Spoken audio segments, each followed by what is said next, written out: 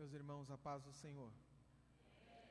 Gostaria de convidar os irmãos a abrir as nossas Bíblias no Evangelho de Jesus Cristo, conforme escreveu João.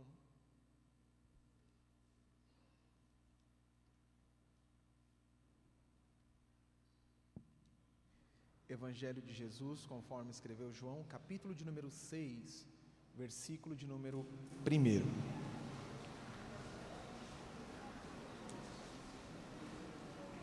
Evangelho de Jesus, conforme escreveu João, capítulo de número 6, versículo de número 1.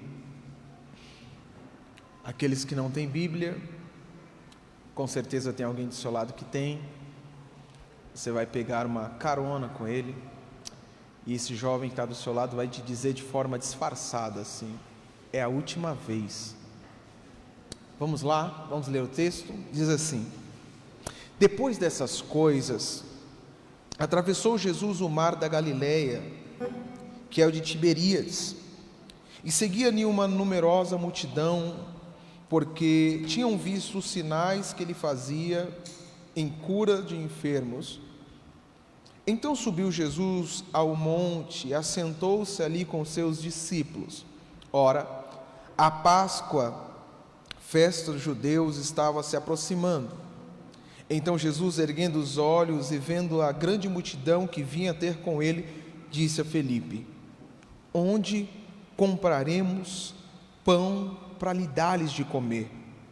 Mas dizia isso apenas para o experimentar, porque ele bem sabia o que estava para fazer. Respondeu-lhe Felipe: não lhes bastariam 200 denários de pão, para receber cada um apenas um pedaço? Um dos seus discípulos, chamado André, irmão de Simão Pedro, chamou a Jesus e disse: está aqui um rapaz que tem 5 pães de cevada e 2 peixinhos, mas o que é isso para tanta gente? Então disse Jesus: fazei o povo se assentar, pois naquele lugar havia muita relva.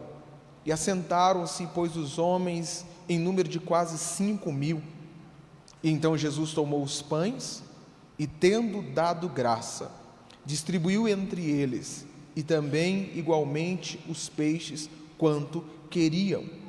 E quando já estavam fartos, disse Jesus aos seus discípulos: recolhei os pedaços que sobram, para que nada se perca. Assim, pois, o fizeram e encheram 12 cestos de pedaços dos 5 pães de cevada que sobraram aos que haviam comido. Vendo, pois, os homens o sinal que Jesus fizera, disseram: este verdadeiramente é o profeta que devia vir ao mundo.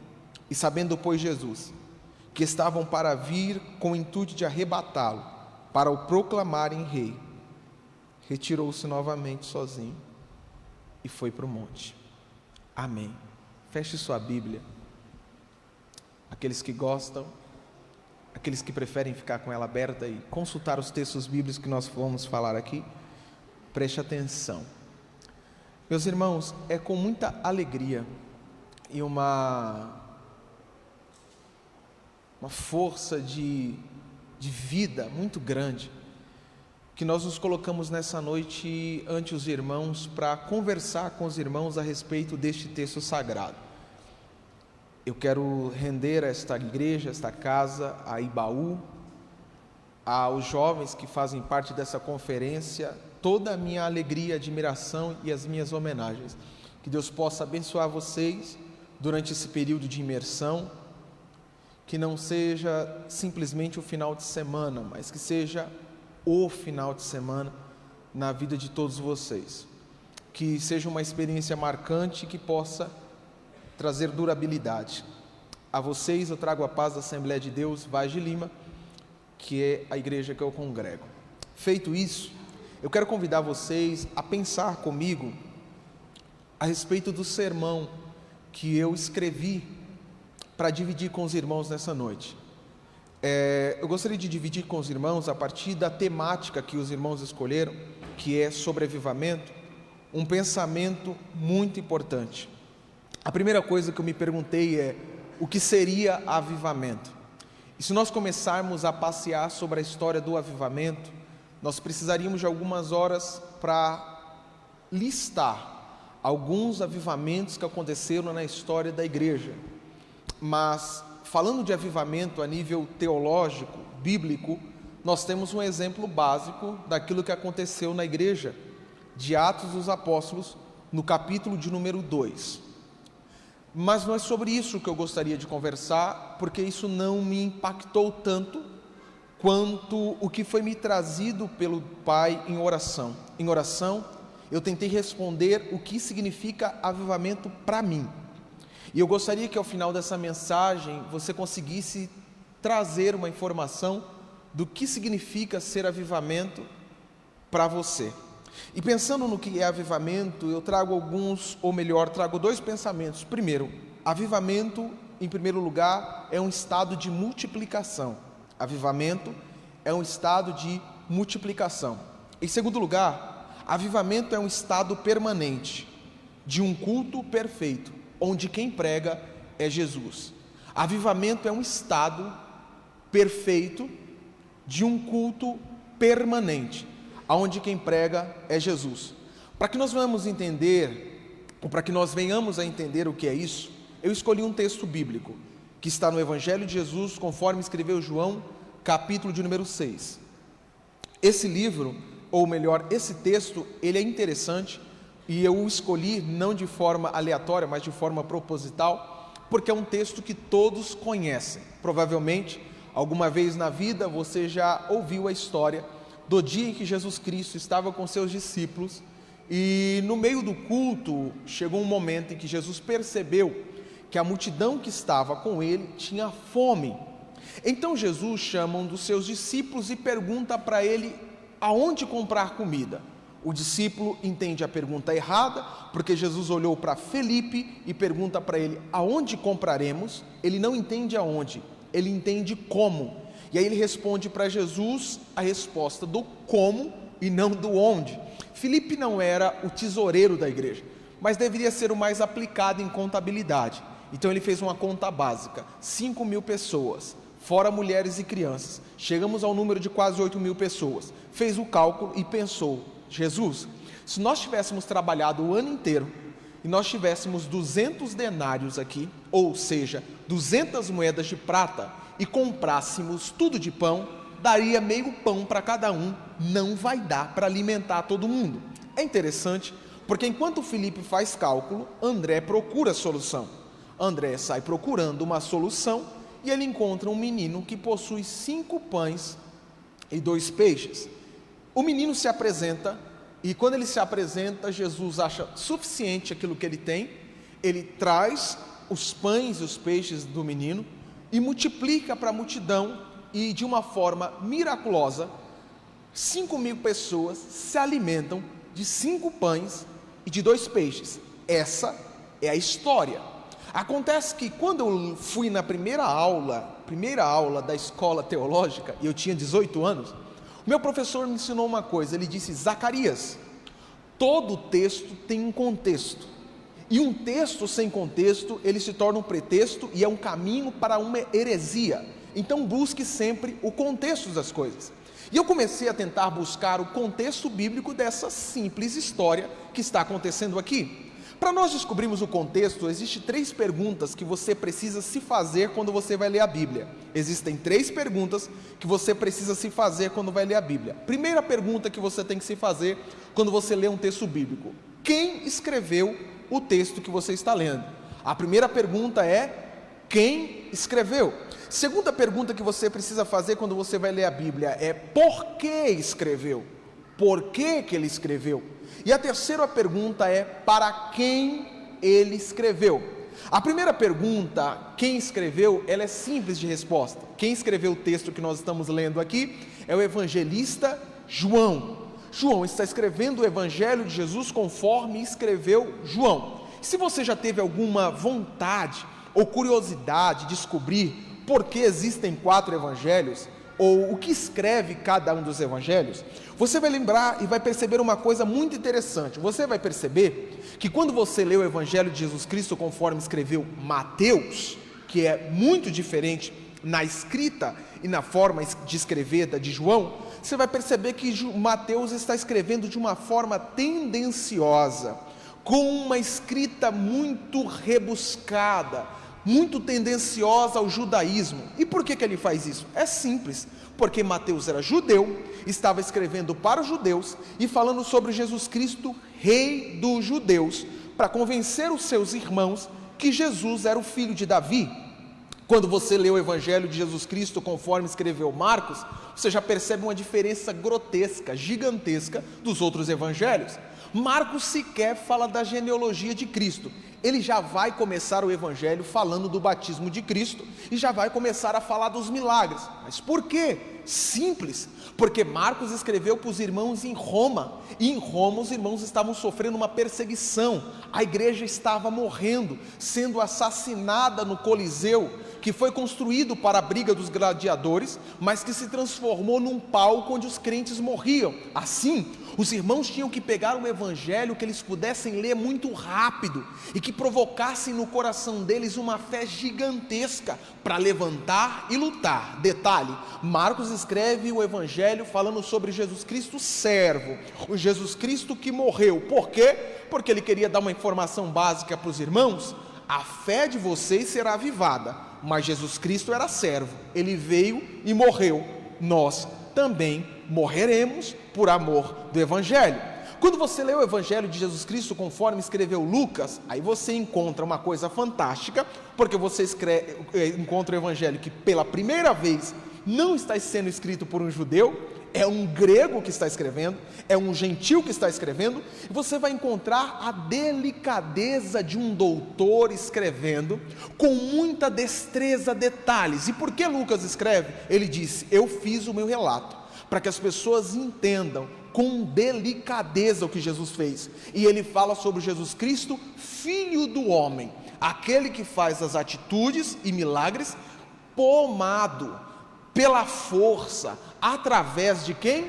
Do Espírito Santo de Deus. Exemplo básico, Evangelho de Jesus Cristo conforme escreveu Lucas, capítulo de número 4. Jesus está saindo do Jordão, é guiado pelo Espírito Santo até o deserto, e no deserto Jesus fica 40 dias e 40 noites, jejuando e orando juntamente, acompanhado pelo Espírito Santo. Acontece que enquanto Jesus está acompanhado pelo Espírito Santo, durante os 40 dias e 40 noites, quem é que foi lá visitar Jesus? Quem é que estava lá também?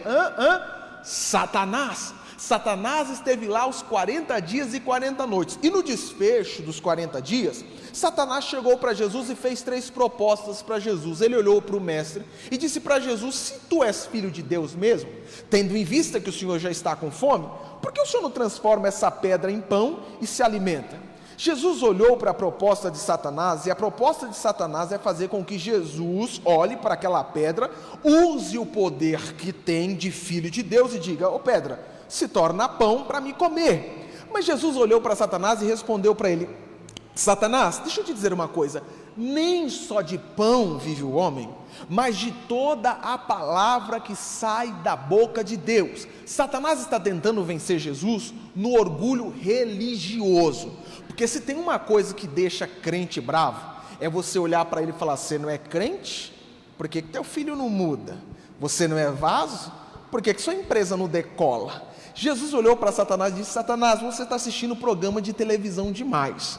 Nem só de milagre vive o homem vive da palavra que vem da boca de Deus. Satanás não se satisfaz, transporta Jesus por alto do pináculo, 180 metros de altura, e olha para Jesus e fala: se és filho de Deus, como está escrito na palavra, lança-te daqui para baixo, porque na palavra, ou nos Salmos está escrito, que aos seus anjos dará ordem ao teu respeito, para que te guardem, e para que não tropeces com o seu pé em pedra. Satanás está tentando vencer Jesus pelo orgulho teológico. Ele está dizendo: eu sei de Bíblia, vamos ver se você sabe de Bíblia também. Jesus olhou para Satanás e disse: Satanás, também está escrito, não tentarás ao Senhor teu Deus. Satanás não se satisfez e transportou Jesus para o deserto, e no deserto abriu-se como se fosse um telão, e mostrou para Jesus todos os reinos da terra, e disse: todos os reinos estão sobre o meu comando.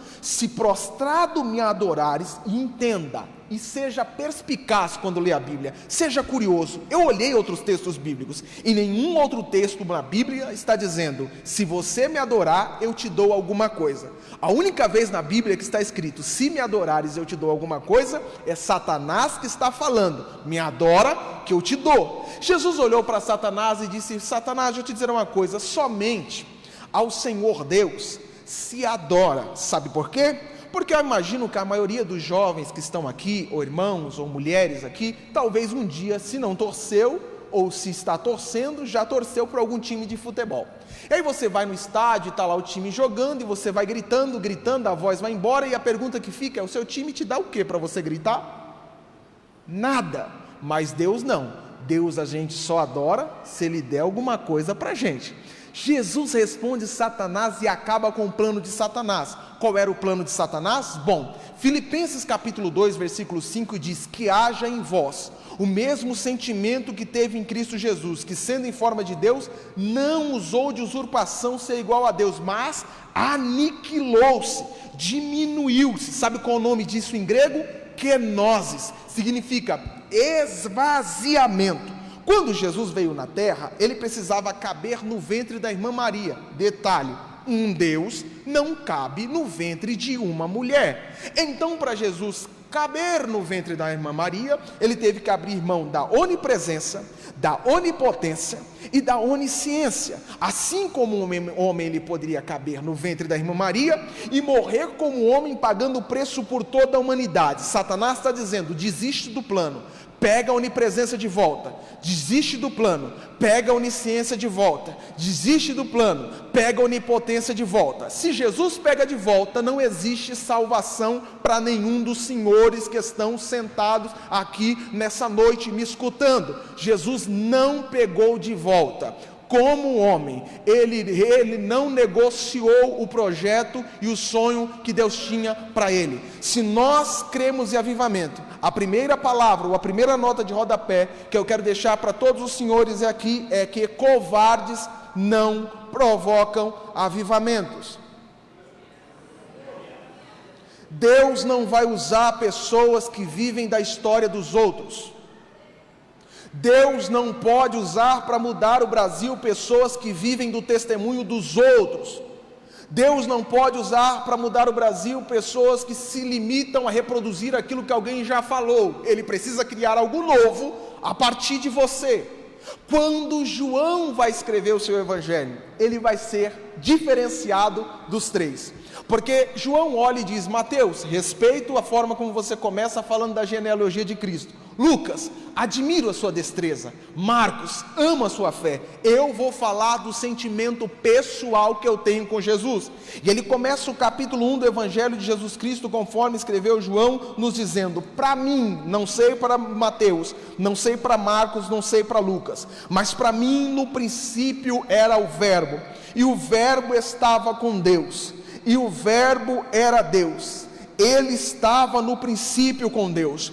Todas as coisas foram feitas por Ele, e sem Ele nada do que foi feito se fez. Ele está dizendo: eu não sei para os senhores, eu admiro Jesus Rei, eu admiro Jesus Servo e o Filho do Homem, mas os homens precisam entender para viver um verdadeiro evangelho que um dia Deus andou aqui na terra. E aí você vai me dizer: Zacarias, isso é uma coisa tão óbvia. Parece óbvio, mas para um homem acreditar que um dia um Deus andou, permeou, pisou aqui na terra, João precisa escrever com detalhes, dizendo: primeiro, entendam, no princípio esse Deus era só uma palavra. Essa palavra estava dentro de Deus, essa palavra era Deus. Ele estava com Deus no princípio, e Ele veio para nós porque todas as coisas foram feitas por Ele. Sabe o que Ele está dizendo? Sabe quando Jesus apareceu na terra? Quando Deus abriu a boca em Gênesis capítulo 1, verso 3, e diz assim: e disse Deus, haja.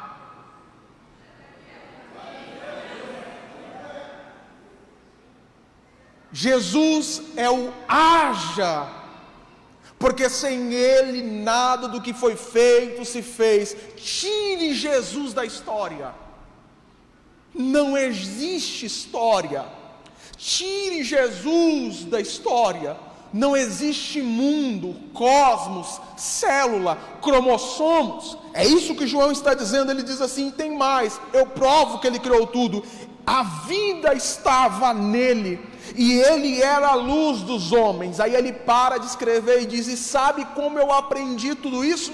É porque quando nós estávamos aqui numa sociedade judaica, houve um homem de Deus cujo nome era João Batista, que foi até o deserto e começou a pregar arrependimento. Alguém aqui já leu a história de João Batista? Eu disse que Deus não usa covardes. Sabe quem era João Batista? Filho de Zacarias.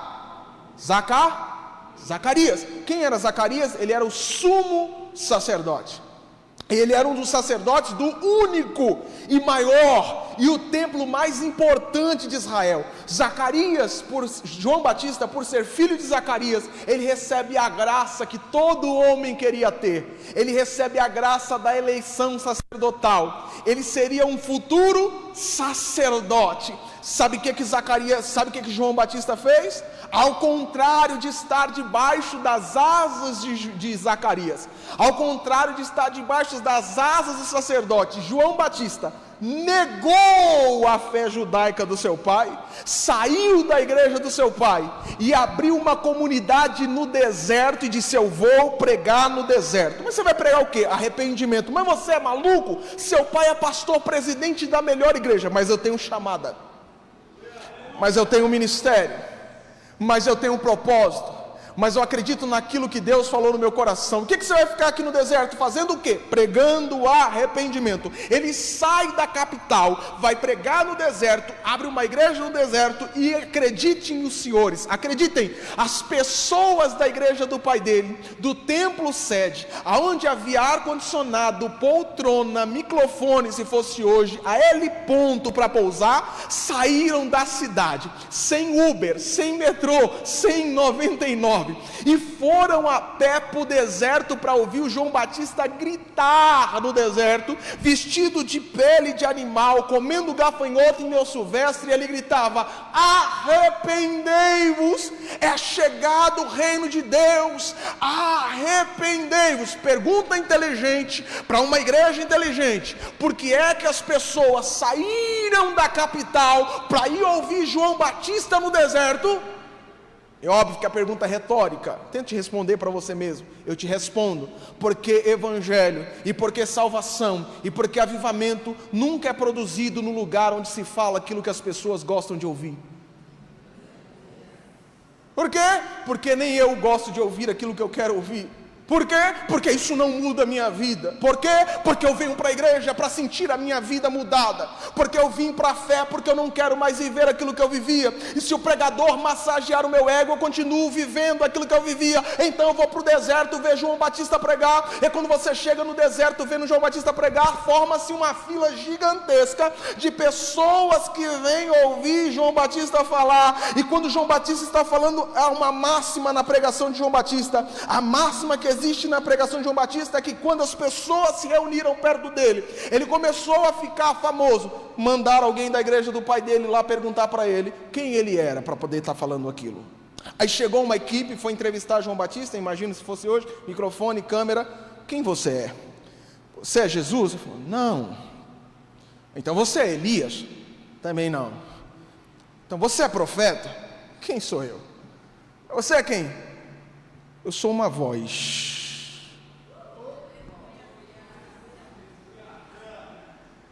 Eu sou só uma voz. Sabe que dia era esse? Era no sábado. Só uma voz. Deixa eu falar uma coisa para vocês. Sabe quem vocês estão procurando? Não sei. Capítulo 1. Quem vocês estão procurando? Vocês estão procurando aquele que está no meio de vocês. Vocês ainda não perceberam que ele está no meio de vocês. Porque eu sou só aquele que vem batizar com água, mas já está entre nós aquele que batiza com o Espírito Santo.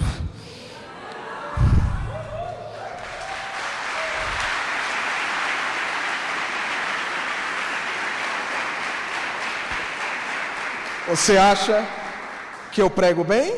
Eu não sou digno de desatar a sandália das alparcas dele. Primeira máxima, se você quer viver numa manjedoura de avivamento, é sobre isso que eu quero pregar hoje, a manjedoura do avivamento.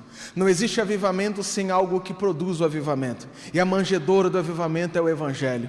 Nós precisamos voltar a falar mais de Evangelho, nós precisamos a cantar mais hinos que falam de Jesus e menos hinos que só falam Deus faz, Deus vem, Deus pode, Deus tem, Deus concede. Por quê? Porque Jesus disse assim: ninguém vai ao Pai se não passar por mim primeiro. Não se conhece Deus sem se conhecer Jesus. João Batista disse isso no sábado à noite. No sábado à noite ele disse assim: está entre vocês. No sábado à noite ele diz assim: o Cordeiro vai vir depois de mim. No domingo de manhã ele está pregando, e quando ele está pregando a fila está grande, e ele vai vendo que os mesmos judeus voltaram para ver o que ele tinha dito, porque ele disse que viria alguém melhor, que amanhã teria um pregador melhor. Eles estão lá para ver se isso é verdade, e quando ele vê que aquelas pessoas que vieram só para ter curiosidade está no meio daqueles que se arrependem, aí ele muda o sermão, aí ele para de dizer arrependei-vos, ele começa a machucar, ele começa a dizer: ó raça de víboras, gente perspicaz, gente que só vem para ver, pode vir. E sabe o que acontece? No meio das víboras vem um judeu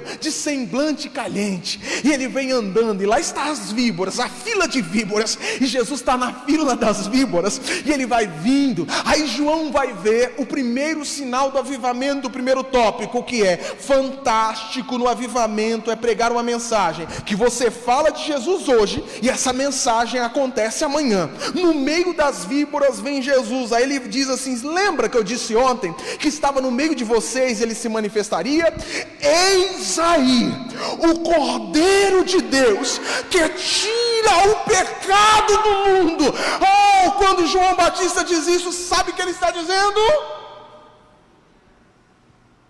Eu lutei para abrir a igreja, eu lutei para a igreja dar certo, e deu certo.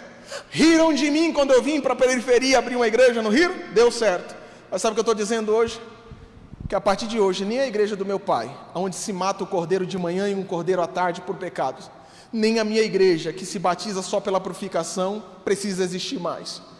Porque agora tem um cordeiro que não tira o pecado da mulher, ele não tira só o pecado do homem, ele causa a reversão daquilo que foi feito no Éden, quando o pecado, a maldade, a morte, o ódio, o vômito social entrou no mundo.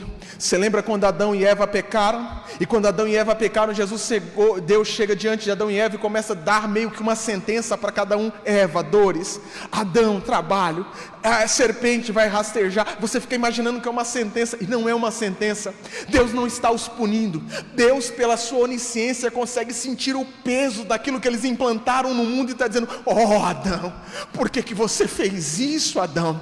Como que se reverte isso agora, Adão? Mas quando Jesus é o Cordeiro que tira o pecado do mundo, ele é a sinalização que já não precisamos mais viver dos sacrifícios. O verdadeiro sacrifício está andando em direção à igreja de João Batista, o melhor pregador que a igreja de João Batista poderia receber, a estrela mais fantástica do mundo gospel. Naquele dia, se eu fosse o pastor João Batista, eu chamaria a menina do Instagram e diria: tira uma foto e marca ele. Eu quero que todo mundo saiba: Jesus congrega aqui agora a igreja vai decolar, agora a igreja vai bombar, agora o nosso ministério vai ficar conhecido. Pelo contrário, João Batista começa a fechar as portas da secretaria, olha para a menina do Instagram e fala: deleta a conta, pega a lista de membros e diz: já não é mais necessária. Alguém pergunta por quê? Porque não tem mais necessidade. O Cordeiro chegou, ele tira o pecado do mundo, ele levanta o homem. Eu não vou ficar vivendo da fé dos irmãos.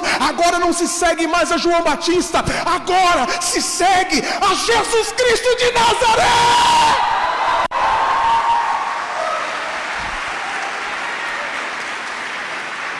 Aleluia! Aleluia! Primeira máxima é a mensagem. Primeira máxima dessa manjedoura do Evangelho é uma mensagem que você prega ela e você vê ela se cumprir no outro dia. O Brasil não precisa de profetas que tentam acertar, que chutam. O Evangelho é uma palavra que ela se promete e ela auto se cumpre, porque é a verdadeira palavra de Deus. Segunda máxima: para vivermos um verdadeiro avivamento, há uma manjedoura que compõe uma coisa chamada sangue, um sangue purificador. Se no capítulo 1 João faz toda essa propaganda efetiva de Jesus, no capítulo 2 Jesus já começa a montar o ministério. Ele já tem ali 4 obreiros que seguem ele: Filipe, André, Pedro, Simão Pedro e Natanael. E aí Jesus é convidado para participar de um casamento. Isso aqui é fantástico. Quer ter um casamento feliz? Convida Jesus para o seu? Não. Quer ter um casamento feliz? Convida Jesus para o seu?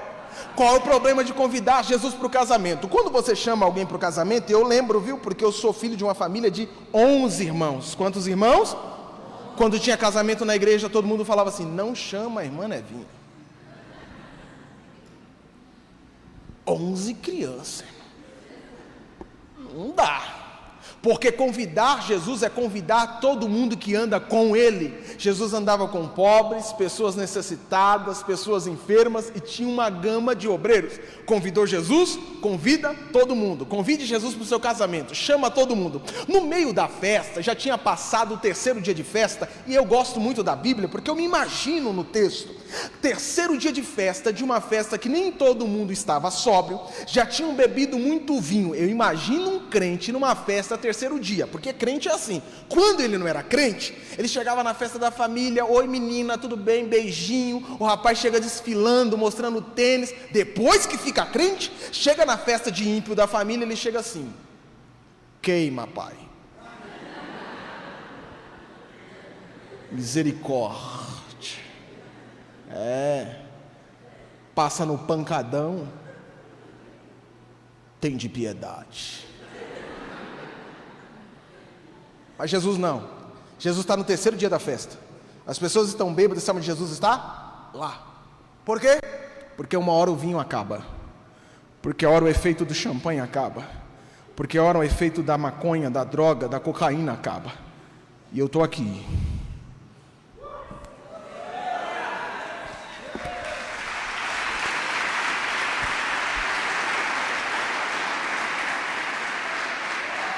Terceiro dia de festa, a alegria acabou. A mãe de Jesus corre para ele e pergunta: filho, não tem mais vinho? Jesus olhou para ela e disse assim: deixa eu te dizer uma coisa, vamos acabar com esse negócio de quem indica quem. Eu não tenho nada com você e não é chegada a minha hora. Ela entendeu e disse: não vai ser com jeitinho que ele vai fazer. Chamou os servos e disse: servos, faça tudo o que ele mandar. Jesus chama, os servos chegam até Jesus e perguntam: o que a gente faz?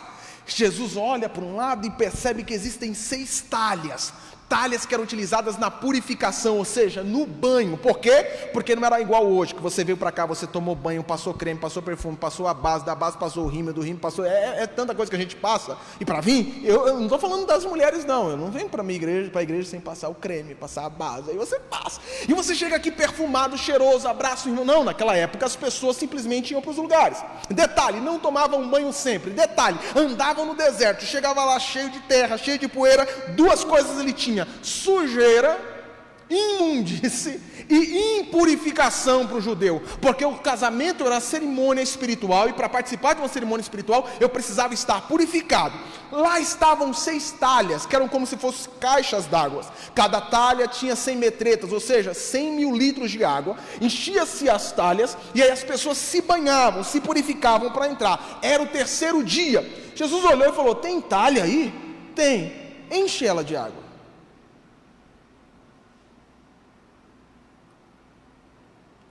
E agora, Senhor? Faz um culto? Faz um manto? Faz uma campanha? Para isso não. Serve. Só isso? Estou aqui, filho. Quer mais o quê? Na tua casa, meu irmão? Na tua família, jovem? Para viver um avivamento fantástico, sabe o que precisa? Primeiro, água, palavra, derrama. E depois o que eu faço? Calma, serve. Eu imagino a mente do menino que foi servir a água. Ele pega a talha com água, ele diz assim: depois que você pegar, você serve. Aí o menino que vai servir o mestre sala, eu imagino a cabeça dele enfiando a concha: que seja vinho, que seja vinho, que seja vinho. E ele entrega de olho fechado. Quando o mestre de sala prova, ele diz assim: é o melhor vinho. Todos colocam o melhor vinho no começo, quando as pessoas estão bêbadas, servem qualquer coisa, você guardou o melhor vinho para o final. Só temos um problema aí. Qual é o problema? As talhas de limpar, de tomar banho, está cheio de vinho. Só estamos no 3º dia de festa, a festa durava 7. E quem chegar depois? Se purifica como? Fica sujo? Jesus está dizendo: até ontem vocês se lavavam com água, a partir de hoje vocês se lavam com sangue. Mas só tem vinho, para que você quer outra coisa? Eu estou aqui, mas não vai ter onde se lavar. Manda vir falar comigo. Não existe ser humano impuro depois que se encontra comigo. Não existe ser humano sujo quando entra numa festa onde eu estou. Porque você não sabe o tamanho do pecado, você não sabe o que eu já fiz na vida. E daí? Eu quero saber. Eu quero saber qual é o pecado que é maior do que a cruz do Calvário. Eu quero saber qual é o vício que é maior do que a cruz do Calvário. Aonde foi que nós esquecemos ou perdemos a fé naquilo que nós chamamos de evangelho? Eu não preciso te convencer, não nasci para te convencer teologicamente, socialmente ou em forma jurídica que igreja é importante, que fé é importante, que Jesus é importante, que Bíblia é importante. Eu simplesmente preciso te lembrar que sobre ou por detrás ou dentro disso tudo que nós estamos falando aqui, existe uma coisa chamada sangue de Jesus, que purifica o homem de todo e de qualquer pecado. Qualquer um. Pode selecionar aí, pode escolher, meça aí, posso pensar qualquer um. Jesus está com o sangue dele dizendo: passa por mim primeiro. E eu aposto que você está pensando: eu sei, eu vou passar por Jesus, mas antes eu vou falar com... Não fala com o profeta, com a irmã Zumira. Não, deixa só Jesus mesmo. Ele vai lavar, Ele vai purificar, a sua consciência estará pura e limpa, e para sempre você será feliz, porque Jesus é a segunda base de um avivamento que começa na manjedoura é o sangue. Terceira base de um comportamento que transforma, capítulo 3, depois de Jesus ficar famoso com a multiplicação, o nome de Jesus chegou lá na cidade. Quando chegou na cidade, outro sábio que trabalhava com Zacarias quis descobrir quem era Jesus. Qual era o nome dele? Capítulo 3, Jesus se encontra com Nicodemos. Nicodemos era diferente um pouco de Zacarias. Nicodemos era mais um estudioso, aquelas pessoas que leem, sabe? Teólogo. Baruch atah Adonai Elohenu Meluk Haolam Borei. Irmão, o que você está falando? Bendito seja o Senhor Adonai, nosso Deus. Ele era um estudioso, ele falava a língua, ele sabia o detalhe do grego e do hebraico. Só que Nicodemos também tinha uma função especial, ele cuidava da organização daquele tempo. E aí, quando ele vai se encontrar com Jesus, ele não era nenhuma pessoa desimportante, ele precisava entrar na tenda da terceira celebridade mais famosa de Israel. Alguém aqui já encontrou gente famosa e conseguiu falar com ele sem ter um monte de gente em cima? Não, né? E como é que a gente consegue falar com alguém famosa? Você precisa conhecer alguém que conhece alguém que conhece alguém. Nicodemos conhecia João. Deve ter ligado para o João: João, deixa eu falar uma coisa para você. Preciso falar com Jesus. Por que você fala isso, pregador? Nicodemos vai aparecer na tenda de Jesus de noite. Só ele e Jesus. Quem entra na tenda, na sala pastoral de Jesus à noite assim? Ele conhecia alguém, ele consegue acesso. Por que ele consegue acesso de uma forma escura? Ele não quer ir na frente de todo mundo. Muitas vezes a gente quer o avivamento, mas a gente não quer que ninguém nos veja chorando. Você acha que é difícil pregar avivamento na periferia, na quebrada, na favela, nos bailes? É fácil. Vai lá, começa a pregar para você ver se você não vai ver alguém chorando. Quer ver dificuldade para pregar? Pegue avivamentos. Pregue sobre avivamento para pessoas já formadas no Evangelho, 30, 40 anos. A pessoa, você está falando de Jesus, ele fica olhando assim: já sei. Quem é essa jovem para falar para mim? Às vezes a gente quer receber avivamento, mas a gente não quer se quebrantar. Eu não quero que ninguém me veja se jogando no templo e chorando. O que vão dizer de mim? Então o que acontece? Nesse momento, Nicodemos consegue um acesso no escuro. No escuro ele entra na sala de Jesus, e entra na sala de Jesus com o papel na mão assim, igual você quando se forma na faculdade, você tem que apresentar um TCC, teoria de conclusão de curso, certo? Nicodemos aparece com o TCC dele na frente de Jesus e faz assim, ó: mestre, bem sei eu que tu és mestre vindo de Deus. Jesus olhou, vai falando aí. Por quê? Teoria de conclusão de curso. Ninguém faz os milagres que o seu Senhor faz se Deus não for com ele. Jesus olhou. Tá bom, hein? Deixa eu dizer uma coisa para você, Nicodemos. Que porta que você entrou? Aquela ali? Sai por ela, vai para casa e nasce de novo. Depois você volta. Nicodemos olhou para Jesus. Qual o problema, Senhor? Jesus vai falar 3 coisas de uma base de avivamento, também está na manjedoura. Avivamento, ele muda o nosso comportamento, ele muda o nosso comportar. Jesus vai dizer para Nicodemos, capítulo 3, verso 11, o problema de vocês é que vocês não aceitam. Capítulo 3, verso 2, o problema de vocês é que vocês não creem. O problema de vocês é que se vocês não aceitam, não creem, como vocês vão receber?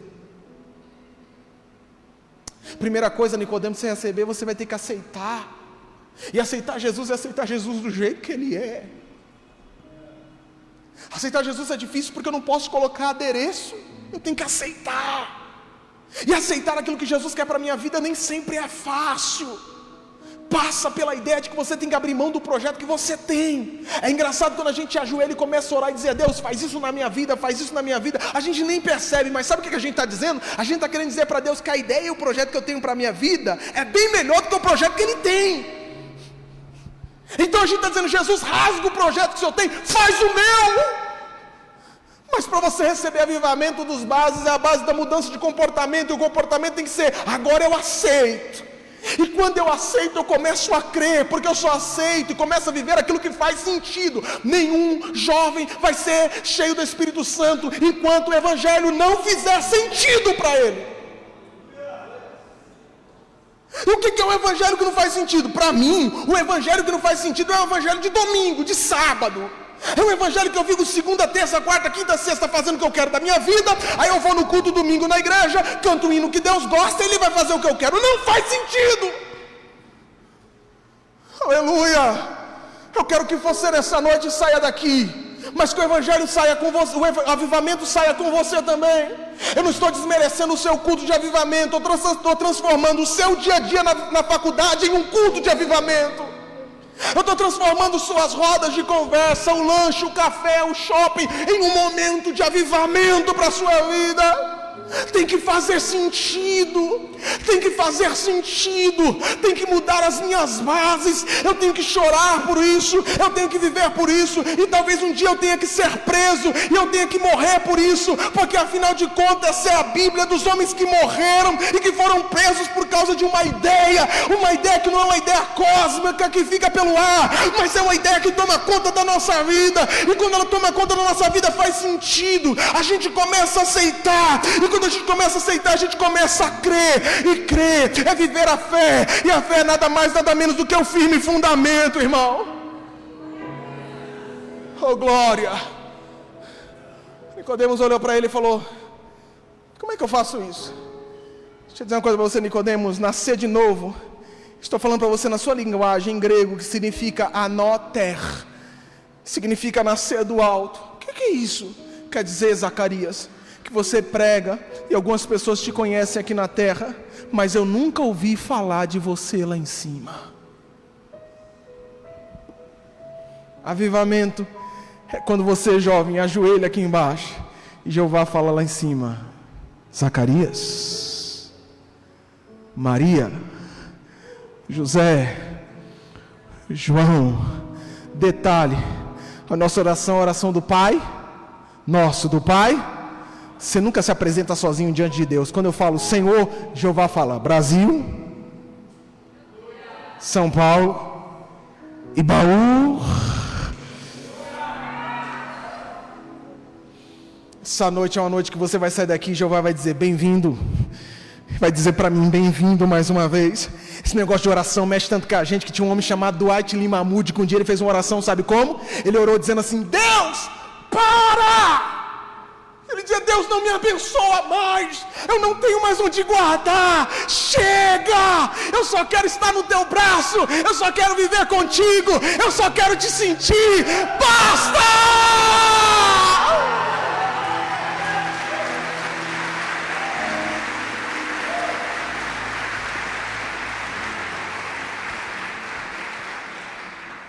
Quarto passo para uma base da manjedoura do avivamento é o amor.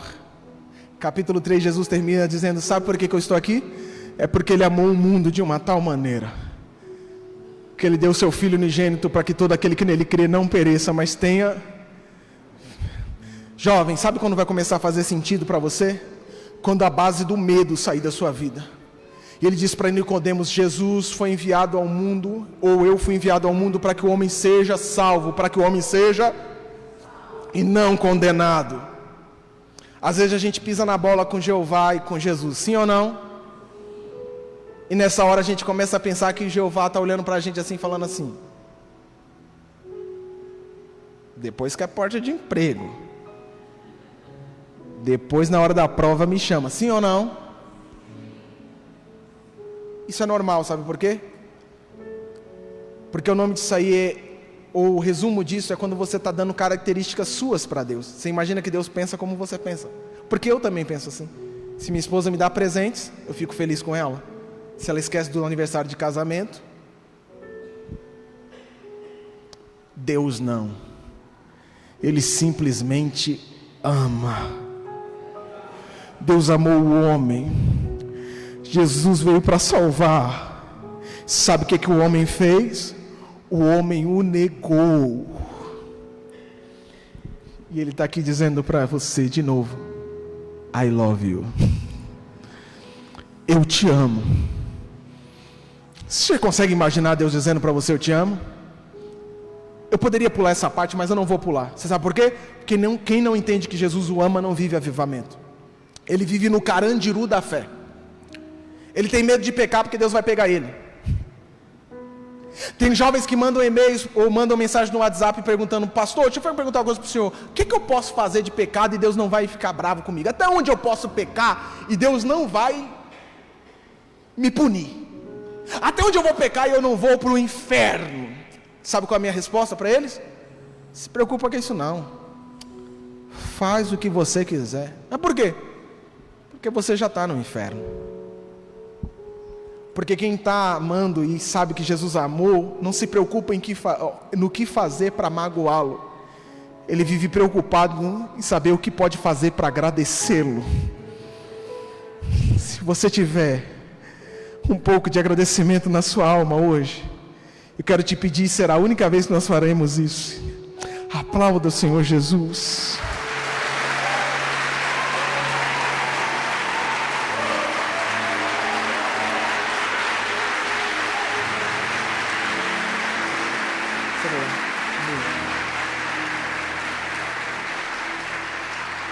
Eu vou resumir mais duas partes. A próxima parte é a seguinte: sabe qual é a outra base do avivamento? É aprendermos a lidar com pessoas diferentes da gente. Gente avivada congrega em qualquer igreja. Sério? É. Gente avivada congrega em qualquer igreja. Não tem problemas com a igreja. Por quê? Porque a gente avivada não tem problema com pessoas. Jesus estava vivendo o avivamento. No capítulo de número 4, ele teve que conversar com uma pessoa que ele menos deveria conversar. Ele conversou com uma samaritana. Sabe o que era para Jesus, um judeu, conversar com uma samaritana? Não sabe? É você chegar na porta do Itaquerão, 7 horas da noite. O jogo do Corinthians vai ser às 8. E lá tem um corintiano batendo um papo, comendo um churrasquinho com um palmeirense. Mas na conversa que Jesus teve com a samaritana, a base da conversa de Jesus com a samaritana, ela é simples, ela tem 5 pontos. Primeiro, capítulo 4, versículo 12: eu não vou deixar a religiosidade nos separar. Nunca deixe a religiosidade se separar de ninguém. Segundo ponto, o pecado ou a difamação, porque nem sempre a pessoa pecou, às vezes é só fofoca, não pode derrubar ninguém. Jesus olhou para a mulher e disse assim: dizem por aí, estão falando, é isso? Ela disse: não, é verdade, eu tive 4 maridos, o que eu tenho agora não é meu. Jesus disse: é fato, você teve 4 maridos, que você tem agora não é seu. Mas eu estou lembrando que se você teve 4 maridos, você teve 4 divórcios, e os divórcios nem sempre eram culpa sua. Mas não tem problema, a difamação não vai nos separar. Segundo, a adoração também não vai nos separar. Qual é a adoração certa? Não me interessa. Qual é a igreja certa? Não me interessa. Quem é o melhor pregador? Não me interessa. Quem é o melhor cantor? Não me interessa. Qual é o pregador que tem mais seguidor? Não me interessa. E o que te interessa? Me interessa quantos brasileiros foram salvos esse ano, você sabe?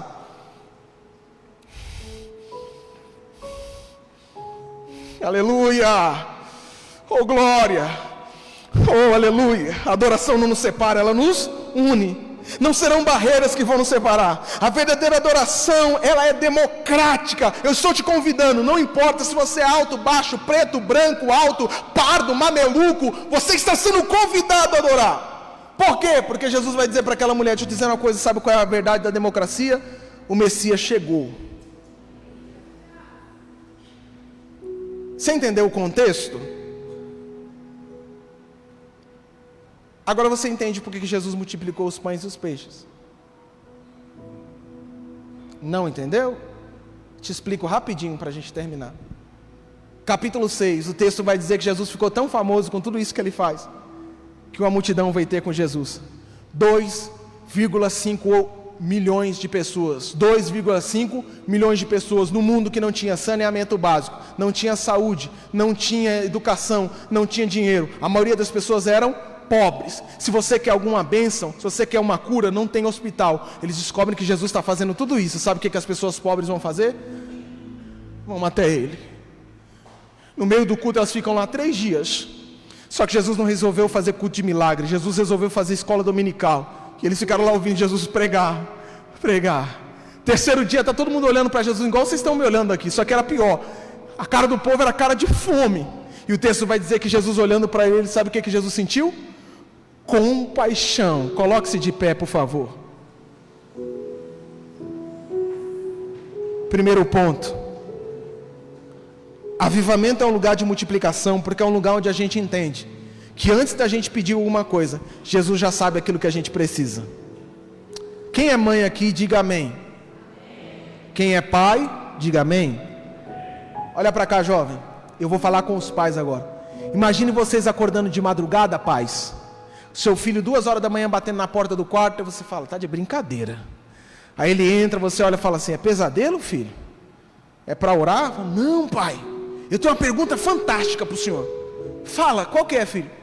Pai, vai ter café da manhã amanhã? Você vai olhar para ele e vai dizer assim: você acha que eu sou irresponsável? Eu sou teu pai. Você achou isso um absurdo? A gente não fica gritando na orelha de Deus aquilo que Ele deve fazer? Você acha que eu vou deixar você? Eu sou seu pai. Ele sente compaixão. Sentindo compaixão, ele chama Felipe e diz: Felipe, resolve o problema. Felipe, onde nós compraremos? Felipe não entende a pergunta e fala: não sei onde comprar. Jesus falou: é onde, Felipe, não é como. Eu não quero saber quanto dinheiro a igreja tem. Eu não quero saber quanto tem no caixa. A igreja não vive de dinheiro. A igreja vive de multiplicação. A gente nunca tem dinheiro o suficiente. A gente nunca tem cadeira o suficiente. A gente nunca vai ter louvor o suficiente. A gente vive de milagre.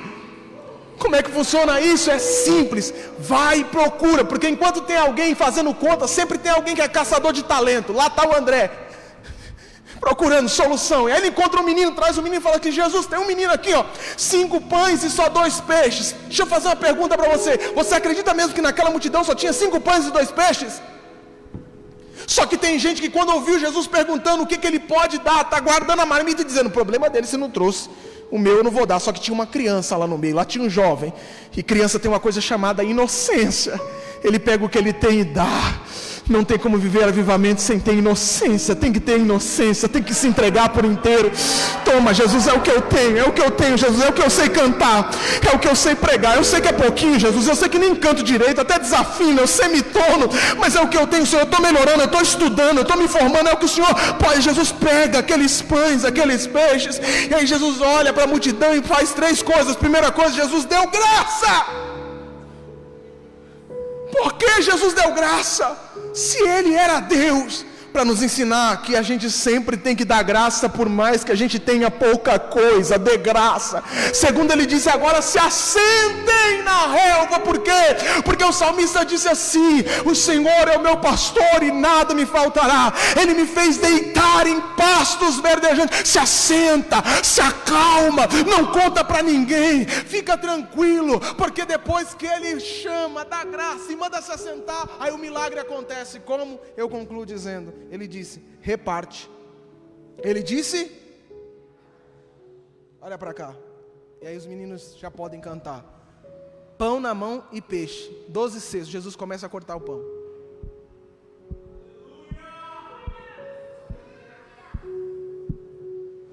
O que Jesus fez? Nada. Ele não tinha dado graça? Só corta. Corta o pão, pão aumenta. Corta o pão, pão aumenta. Corta o pão, pão aumenta. Corta o pão, pão aumenta. E eu estou imaginando o Pedro olhando assim: já era para esse pão ter acabado. Estou imaginando o Felipe: mas que peixe é esse? É um tubarão, não acaba. Jesus vai cortando, sabe por quê? Porque o segredo da multiplicação é repartir, é dividir, é tirar aquilo que tem dentro da gente e dar para alguém que está do nosso lado. Sempre haverá alguém que pode te dar alguma coisa, e você sempre pode dar alguma coisa para alguém, por mínimo que seja. Divida, reparta um abraço, reparta uma oração, reparta um clamor, reparta uma adoração, reparta um louvor, reparta.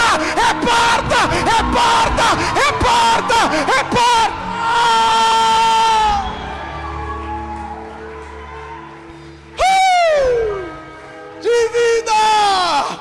Oh, aleluia! Venha repartir nessa noite, vamos repartir nessa noite.